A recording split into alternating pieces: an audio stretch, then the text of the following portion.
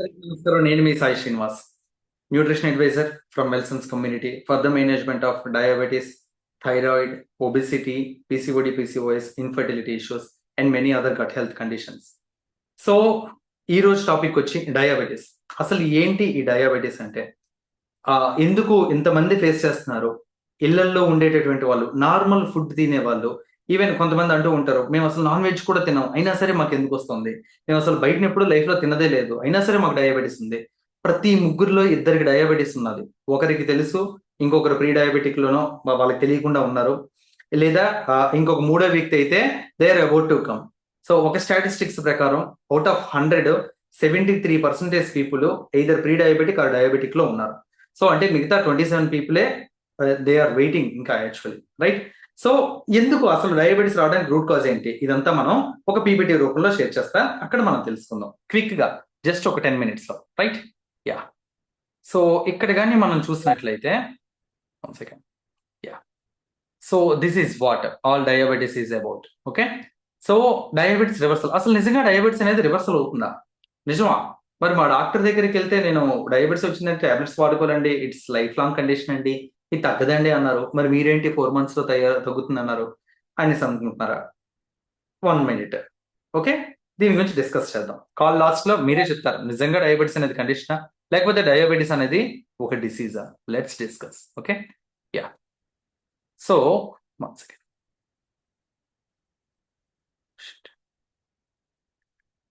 Yeah. So first diabetes లో మన most important thing ఏంటి అంటే ఇన్సులిన్ రెసిస్టెన్స్ అనేది డిస్కస్ చేయాలి. ఫోర్మోస్ట్ థింగ్ ఏంటి అని అంటే, వరల్డ్ మొత్తం కూడా ఈ రోజు రెండే రెండు ఇష్యూస్ తో బాధపడుతుంది. ఒకటి ఒబిసిటీ, రెండు డయాబెటీస్. దీన్నే మేము డయాబెసిటీ అంటాం, డయాబెటీస్ ప్లస్ ఒబిసిటీ.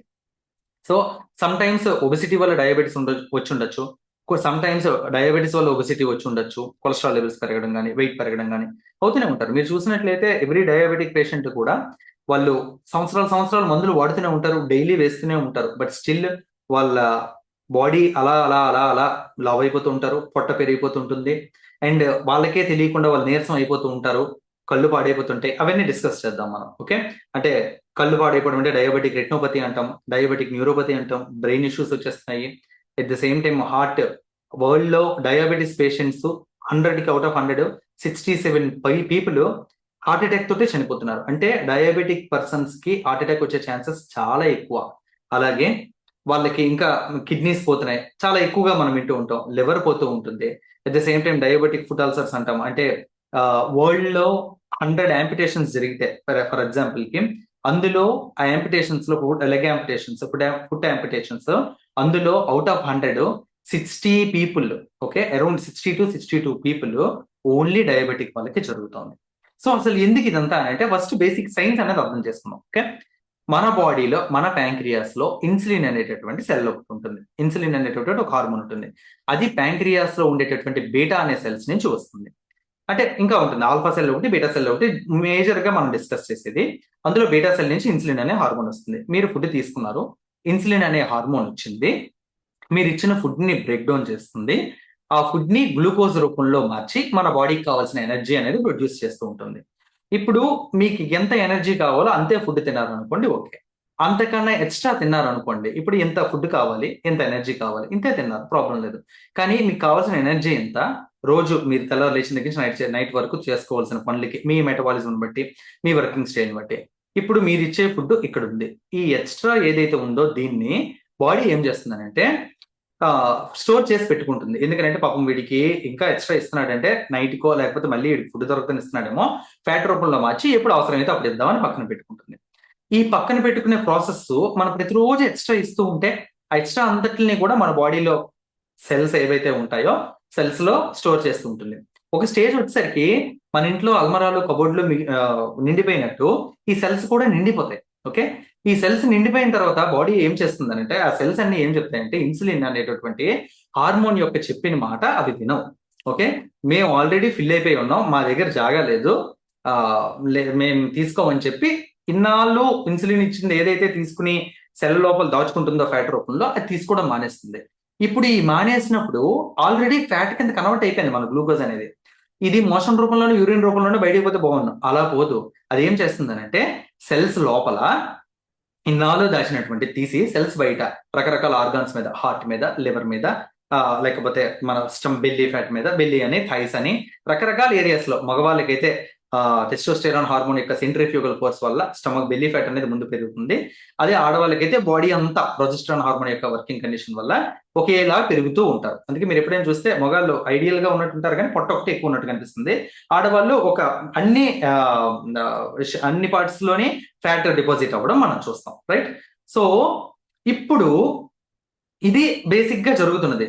అంటే ఫుడ్ గ్లూకోజ్ గా మారడం, దాని నుంచి ఎనర్జీ జనరేట్ అవ్వడం, ఎక్స్ట్రా గ్లూకోజ్ అంతా కూడా ఫ్యాట్ గా మారిపోయి సెల్స్ లో స్టోర్ అవ్వడం, ఈ రిపీటెడ్ గా ఈ ప్రాసెస్ అవుతుండడం సెల్స్ అన్ని ఫిల్ అయిపోయి ఇవి తీసుకోకపోవడం, ఇది ఇన్సులిన్ రెసిస్టెన్స్. ఇక్కడ ఒకే ఒక క్వశ్చన్ ఏంటి అని అంటే, ఇప్పుడు ఈ సెల్స్ లో ఏదైతే డిపాజిట్ అవుతూ ఉంటుందో మనం 4 months లో రివర్స్ అవుతున్నాం కదా. ఇక్కడ ఒక లాజిక్ ఏం చెప్తామంటే, మేము మన బాడీలో సెల్స్, సపోజ్ మనం చిన్నప్పుడు చదువుకున్నాం, మన బాడీలో ఎక్కువ కాలం బ్రతికే cells red blood cells, and అవి లాస్ట్ లో ఏవైతే ఎన్ని రోజులు లాస్ట్ అయి ఉంటాయి అంటే ఎంతకాలం జీవించి ఉంటాయి అంటే 120 రోజులు. సో 120 days పాటు మీరు ప్రాపర్ రెజిమెంట్ ఫాలో అయితే ఏం జరుగుతుందంటే, ఈ సెల్స్ అన్ని బోల్డ్ చనిపోతూ ఉంటాయి. ప్రతిరోజు కొన్ని లక్షల కణాలు చనిపోతుంటాయి, కొన్ని లక్షల కణాలు పుడుతూ ఉంటాయి. పాతగా ఉన్నవి చనిపోతూ ఉంటాయి, పాడైపోయినవి ఆల్రెడీ ఏవైతే ఫ్యాట్ తో ఉన్నాయో. కొత్తగా వచ్చిన వాటికి మనం ఫ్యాట్ ఇవ్వట్లేదు, లోపల ఎక్సెస్ ఇవ్వట్లేదు. సో దీనివల్ల ఏమవుతుందంటే 120 days అయిపోయేసరికి మీది టైప్ 2 డయాబెటీస్ అయితే 100% రివర్స్ అవుతుంది. టైప్ 1 అయితే కంట్రోల్ అవుతుంది, 100% రివర్సల్ చెప్పలేము. ఈ రెండింటికి మధ్యలో టైప్ 1.5 అనేది ఒకటి ఉంటుంది, అదైతే మనం ఏం చేయలేము. But still we can try, ఎందుకంటే అది డైటరీ కండిషన్ వల్ల వచ్చినటువంటి ప్రాబ్లం డయాబెటీస్.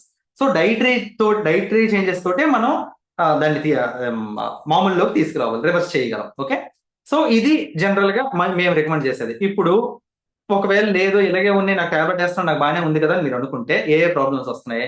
హార్ట్ డిసీజెస్ వస్తున్నాయి, ఇందాక నేను చెప్పినట్టు లిపిడ్ ప్రాబ్లమ్స్, మన ట్రైగ్లిజరైడ్స్ లెవెల్స్, బ్లడ్ లో కొలెస్ట్రాల్ లెవెల్స్ పెరిగిపోవడం. దీనివల్ల ఈ కొలెస్ట్రాల్ లెవెల్స్ పెరగడం వల్ల హైపర్ టెన్షన్, బీపీ. చాలా మందికి డయాబెటీస్ ఉన్నదంటే బీపీ ఉంటుంది. బోత్ ఆర్ లైక్ సిస్టర్స్ అనమాట, అక్క చెల్లెలు లాగా. ఒకరు వచ్చారంటే ఒకరు వస్తారు. అలాగే ఇప్పుడు నేను చెప్పినట్టు ఈ ఇన్సులిన్ రెసిస్టెన్స్ లో బాడీ వెళ్ళాక టైప్ 2 డయాబెటీస్ వస్తుంది. డిమెన్షియా, మతిమరుపు పెరుగుతుంది, అసలు ఏం గుర్తుండదు, ఎందువల్ల అనేది మనకు కూడా తెలియదు. అండ్ క్యాన్సర్, డయాబెటీస్ పేషెంట్స్ యొక్క బాడీ అంటే క్యాన్సర్ సెల్స్ కి చాలా ఇష్టం, చాలా బాగుంటుంది అన్నమాట. ఒక సారవంతమైన భూమి జరిగితే ఎలాగైతే పంట ఎలాగైతే పండుతుందో అలా దూరిపోతుంది క్యాన్సర్ సెల్స్. ఓకే, దాంతో పాటు పీసీఓడి, ఉమెన్ కి ఇర్రెగ్యులర్ పీరియడ్స్, అంటే 4 days అంటే 4 days బ్లీడింగ్ అవ్వాలి, 28 days కి సైకిల్ రావాలి. అలాగే ఏవైతే ఉన్నాయో లోవర్ అబ్డోమైన్ పెయిన్ ఉండకూడదు.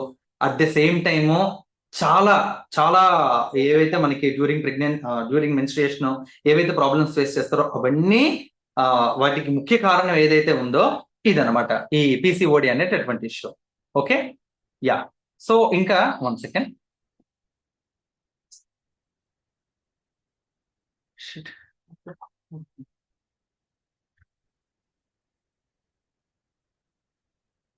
ఈ lower abdomen pain, back pain, hair fall, acnes రావడం, పీసెస్ క్లాట్స్ పడుతూ ఉండడం, టూ మచ్ క్రాంప్స్, ఇవన్నీ కూడా ఈ పీసీఓఎస్ యొక్క ఇష్యూస్. అండ్ కొన్నాళ్ళు పోతే ఈ పీసీఓఎస్ ఇన్ఫెర్టిలిటీగా మారుతుంది. సో ఇవి చాలా ఎక్కువైపోయాయి, ఎక్కడికక్కడ టిఫిన్ షాపుల్లో వచ్చేస్తున్నాయి ఇన్ఫెర్టిలిటీ సెంటర్స్ అయితే. Okay, so next non alcoholic fatty liver disease. ఒకప్పుడు మందు తాగితేనే ఫ్యాటీ లివర్ వచ్చేది, ఇప్పుడు అందరికీ కామన్ అంటున్నారు. గ్రేడ్ 1 ఈ రోజుల్లో అందరికీ కామన్ అండి. మరి ప్రాబ్లమ్స్ అందరికీ కామన్ అయినప్పుడు దాని వల్ల వచ్చే ఇంపాక్ట్స్ అన్ని కూడా అందరికీ కామనేగా. యా, సో ఇక నెక్స్ట్ చూసినట్లయితే, సో ఇంతవరకు ఓకే. సో నెక్స్ట్ ఏంటి, ఇప్పుడు నేను ఇందాక చెప్పినట్టు సిమ్టమ్స్, కాంప్లికేషన్స్. అంటే ఎక్కువ దీని యొక్క సిమ్టమ్స్ ఏంటి అంటే, ఆకలి ఎక్కువగా వేస్తూ ఉండడం, డయాబెటీస్ ఉంది అంటే మీకు ఇంకా డయాబెటీస్ ఉన్నదని టెస్ట్ చేయకముందు ఆకలి ఎక్కువగా ఉండడం, దాహం ఎక్కువగా ఉండడం, హై బ్లడ్ షుగర్ వాల్యూస్ ఉండడం, ఎక్కువ కాళ్ళు తిమ్మిర్లు పడుతూ ఉండడం, అలాగే పదే పదే యూరినేషన్ పాస్ కి వెళ్ళొస్తూ ఉండడం, అలాగే బ్లర్రీ విజన్ మీకు అప్పుడు దాకా లేదు, ఈ మధ్య సైట్ ఇష్యూస్ స్టార్ట్ అయ్యంటే డయాబెటీస్ ఎంటర్ అయిందేమో చూసుకోవాలి. అలాగే దీంతో పాటు ఈ అథెరోస్క్లెరోసిస్ అంటాం, అంటే ఏవైతే ఇవన్నీ బ్లడ్ వెయిన్స్ అనమాట. వీటిల్లో ప్లేక్ అంటే ఈ కొలెస్ట్రాల్స్ ఏదైతే ఇందాక మనం మాట్లాడుకున్నట్టు సెల్స్ లో ఫ్యాట్ డిపాజిట్ అవుతుంది, తర్వాత బయటకు వచ్చేస్తుంది, ఇలా ఫ్యాట్ డిపాజిషన్ మాట్లాడుకున్నాం కదా.